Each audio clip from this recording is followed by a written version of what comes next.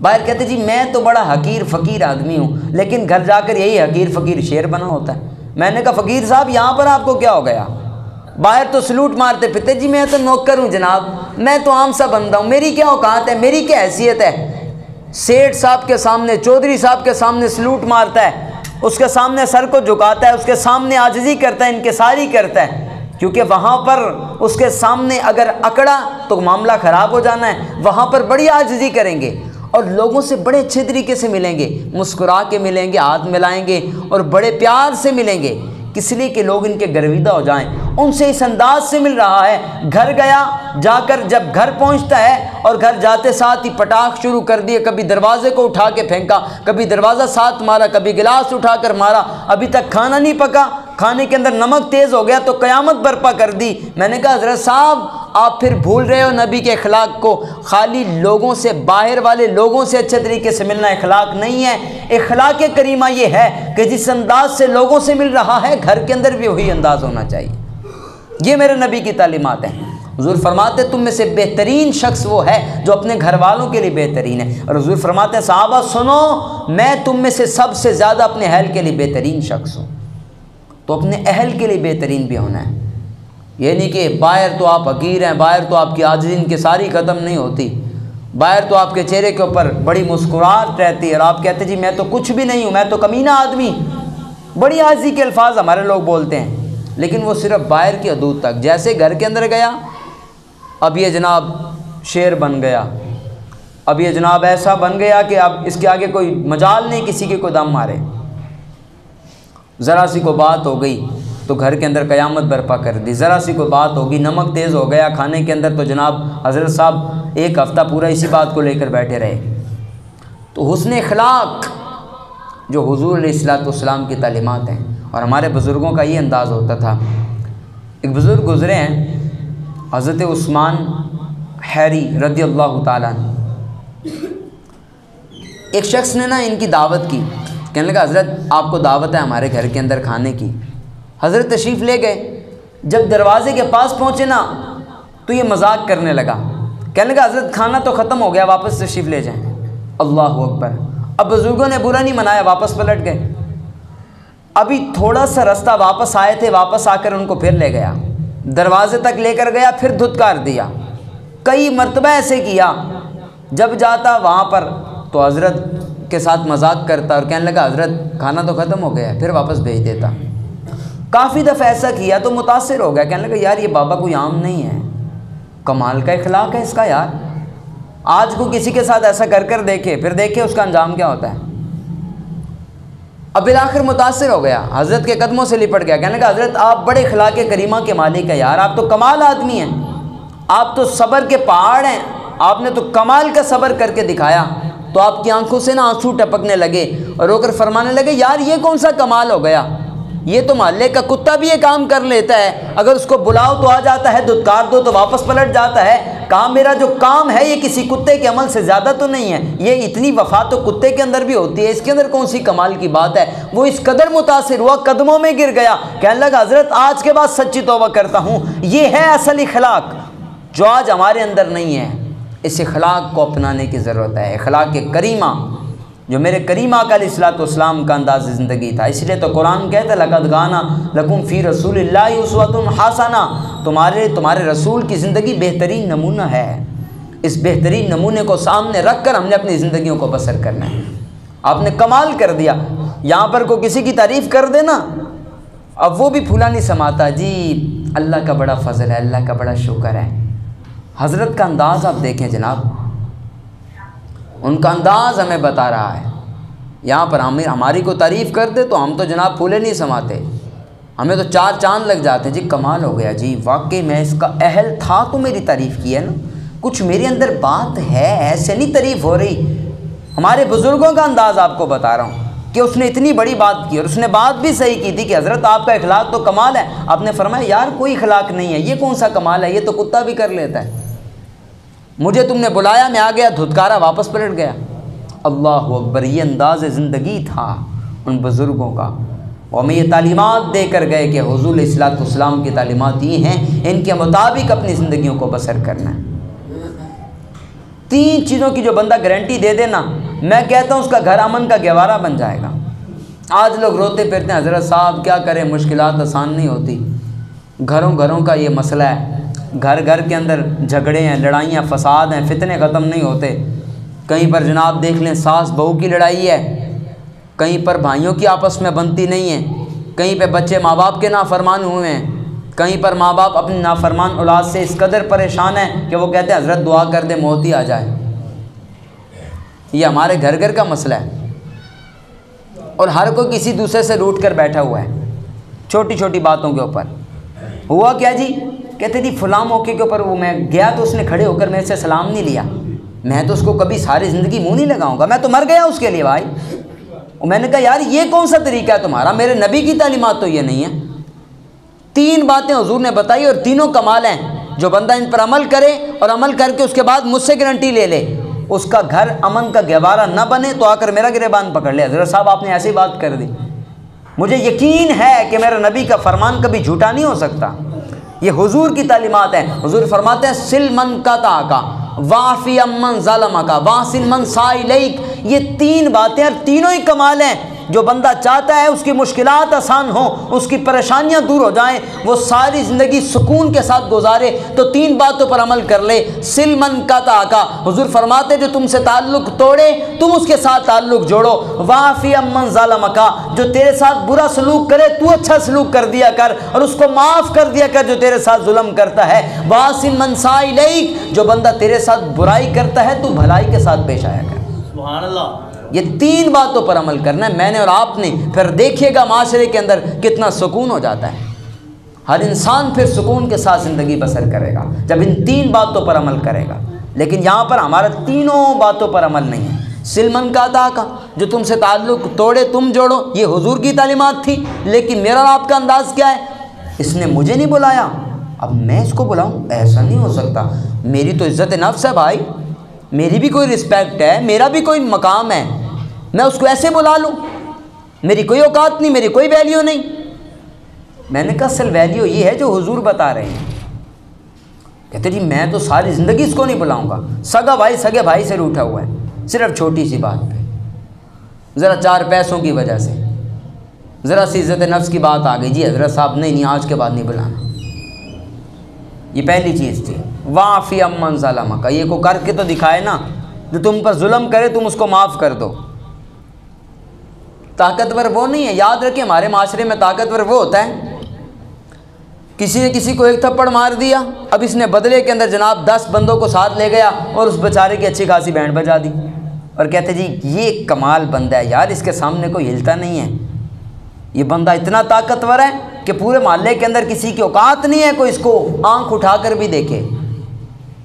اس کو طاقتور سمجھ رہے ہیں، اس کو سمجھ رہے ہیں پہلوان ہیں، لیکن میرے نبی کی تعلیمات یہ ہیں کہ حضور فرماتے طاقتور وہ شخص ہے جو حق پر ہو، بدلہ لینے پر قادر ہو، بدلہ لے سکتا ہو، پھر بھی رب کی رضا کے لیے معاف کر دے، وہ ہے طاقتور۔ اصل غصے پر قابو کرنا یہ اصل طاقتوری کی بات ہے، لیکن اس پر کوئی بھی عمل کرنے کے لیے تیار نہیں، بلکہ لوگ اچھلتے پھرتے ہیں، اکڑتے پھرتے ہیں، جی میرا غصہ ایسا ہے جب غصہ آ جائے نا تو پھر میرے سامنے کوئی بات نہیں کر سکتا، تم جانتے نہیں ہو مجھے، جب غصے کے اندر آتے ہیں۔ میں نے کہا بھائی واقعی پہلے نہیں تھے جانتے، اب جان لیا تمہاری اوقات کیا ہے، اتنی سی اوقات ہے۔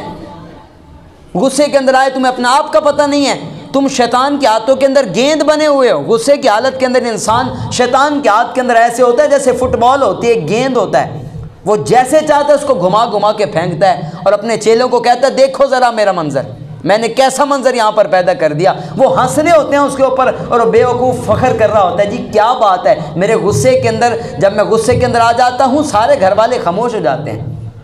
میں نے کہا یہ میرے نبی کی تعلیمات تو نہیں ہے، اس کے اوپر فخر تو نہیں بنتا، اس کے اوپر تو تمہیں شرم آنی چاہیے جو تم کام کر رہے ہو۔ اصل طریقہ یہ تھا واعفی عمن ظلمک، جو تم پر ظلم کرے تم اس کو معاف کر دو، واحسن من ساء الیک، جو تمہارے ساتھ برا سلوک کرے تم اس کے ساتھ اچھا سلوک کرو۔ حضور فرماتے ہیں واحسن الی جارک تکن مسلما، اگر اچھا اسلام چاہتے ہو، درست اسلام چاہتے ہو اور کامل مسلمان بننا چاہتے ہو تو حضور فرماتے ہیں اپنے ہمسائے کے ساتھ اچھا سلوک کرو۔ یہاں پر حضرت صاحب سمجھتے ہیں 5 نمازیں پڑھ لی میں نے، وہ بھی 5 پڑھتے کون ہیں آج کل؟ تو حضرت صاحب کے لیے بھی مشکل ہوتی جا رہی ہیں 5 نمازیں پڑھنا، اللہ سب کو توفیق دے۔ لیکن جس نے 5 پڑھ لی نا، وہ سمجھتا ہے بھائی میں تو ڈائریکٹ ہی جنت میں چلا جاؤں گا۔ ہم سایہ اتنا پریشان ہے کہ وہ دعائیں مانگتا ہے، یا اللہ حضرت صاحب کو کہیں اور ہی گھر مل جائے، اور حضرت صاحب سمجھ رہے ہیں میں تو بخشا گیا۔ او بھائی خدا کے لیے ان چیزوں پر بھی عمل کرنا ہے، میں نے اور آپ نے کرنا ہے، میرے نبی کی تعلیمات ہی ہیں۔ کیا آپ کے ہمسائے کو آپ سے تکلیف نہ ہو؟ خدا کے لیے دل نہ دکھایا کریں لوگوں کا۔ کہتے نہیں میں تو بڑا اسٹریٹ فارورڈ آدمی ہوں، میں تو سیدھی بات کرتا ہوں منہ پہ، کسی کو بری لگے لاکھ لگے۔ میں نے کہا اسٹریٹ فارورڈ ہونے کا یہ مطلب نہیں ہوتا کہ تم مجمع کے اندر ایک بندے کو ذلیل کر کے رکھ دو۔ میں تو سیدھی باتیں کرتا ہوں، سچی باتیں کرتا ہوں۔ سچی بات کا یہ مطلب نہیں ہے کہ ایک شخص کو تم نے معاشرے کے اندر جینے کے قابل بھی نہیں چھوڑا۔ یہ طریقہ کار نہیں ہوتا۔ اگر کسی کی کوئی غلطی ہے اس کو سمجھانے کا بھی کوئی طریقہ ہوتا ہے۔ یہ کون سا طریقہ ہوا؟ معاشرے کے اندر ایک بندے کی عزت نفس تم نے پامال کر کے رکھ دی، جس مسلمان کی حرمت کعبے سے بھی بڑھ کر تھی، تم نے اس کو چوک کے اندر بدنام کر دیا، اور تم سمجھ رہے ہو میں نے حق بیانی کی ہے۔ یاد رکھنا کہ تمہیں حضور کا سامنا کرنا ہوگا کہ میرے نبی تم سے پوچھیں گے، اور بندے تو بتا، لوگوں کی تذلیل کرتا رہا، لوگوں کے دل دکھاتا رہا، اور اب آگے آئے یہاں پر معافی مانگنے کے لیے۔ یاد رکھنا حقوق اللہ معاف ہو جائیں گے اگر رب چاہے گا، لیکن حقوق العباد معاف نہیں ہونے۔ جس بندے کا حق دبایا اس سے معافی مانگنی پڑے گی۔ یہ اسلام کی تعلیمات ہیں، یہ میرے نبی کا روشن دین ہے۔ اگر کسی کا دل دکھایا ہے تو اس سے معافی مانگنی ہوگی، جا کر اس سے معافی مانگنی ہوگی۔ یاد رکھنا ایک بندے کی دل آزاری کر کے تم رب کے سامنے سجدے کرتے رہو، یاد رکھنا تمہاری خطا معاف نہیں ہوگی۔ جس بندے کا دل دکھایا ہوگا اس سے معافی مانگنی ہوگی۔ اس لیے میرے بھائیو اچھے اخلاق اپنانے ہیں، مجھے بھی اور آپ کو بھی اپنے نبی کی تعلیمات کے اوپر عمل کرنا ہے۔ ہر بندہ کوشش کرے کہ حضور علیہ السلام کی تعلیمات پر عمل کرے، اور عاجزی اور انکساری ہمارے بزرگوں کے اندر یہی ہوا کرتے تھے نا، یہی تو اخلاق ہے، یہی تو کردار ہے۔ کہ وہ ایک بزرگ تھے نا، بڑی نیکی کی دعوت دیا کرتے تھے، تو ہلاکو خان کا بیٹا تگودار خان اس وقت صاحب اقتدار تھا، تو حضرت اس کے پاس نہ جایا کرتے تھے، اس کو روز سمجھاتے تھے کہ پتر غلط کام چھوڑ دے، دین کی طرف آ جا، اس کے اندر بڑی بھلائیاں ہیں۔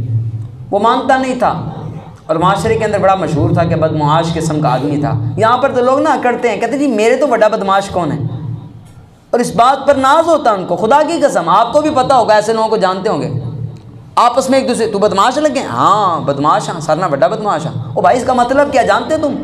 بدمعاش معاشرے کا سب سے برا شخص، یہ مطلب ہے بدمعاش کا، اور تم اکڑتے پھر رہو جی میں بدمعاش ہوں۔ کمال کی بات ہے یار، اپنی تم خود بخود برائی بیان کر رہے ہو، اس کو اچھائی سمجھ رہے ہو، یہ کتنی بڑی بد نصیبی ہے۔